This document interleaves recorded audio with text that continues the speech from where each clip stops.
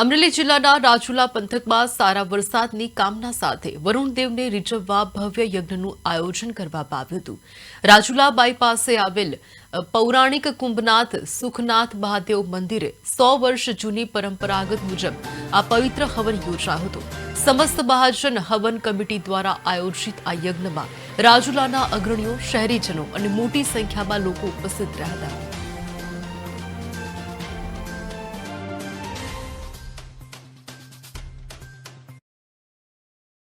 કાકા, આપનું નામ શું ને વર્ષોથી હવનનું જે આયોજન કરવામાં આવે છે? મારું નામ સુરેશભાઈ સોની છે। રાજુલામાં મહાજન તરફથી લગભગ 70 વર્ષથી એક દર વર્ષે એક નિયમ જ મુજબ જ આ વર્ષ હવન થાય છે। કુંભનાથ અને સુખનાથમાં બંને જગ્યાએ આ પરંપરા મુજબ હવન થાય છે। એમાં મહાજન, રાજુલાના મહાજન અને સર્વ જ્ઞાતિજનોનો પૂરેપૂરો સાથ સહકાર મળે છે અને પૂરેપૂરું આયોજન બહુ ઉત્સાહપૂર્વક ઉત્સવથી મનાવવામાં આવે છે અને રાજુલા પણ સખત બંધ રાખીને પણ આમાં સાથ સહકાર આપે છે।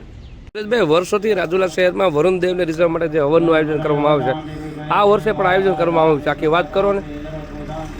રાજુલામાં ઘણા વર્ષોથી ગામ સમસ્ત મહાજન કમિટી દ્વારા એક વર્ષ કુંભનાથ, એક વર્ષ સુખનાથ હવન કરવામાં આવે છે અને ગામના સમસ્ત નાગરિકોમાં ભાગ લે છે। તમામ સમાજના લોકો એમાં ફંડ આપે છે અને આજે પણ સરસ મજાનું કાર્ય થઈ રહ્યું છે।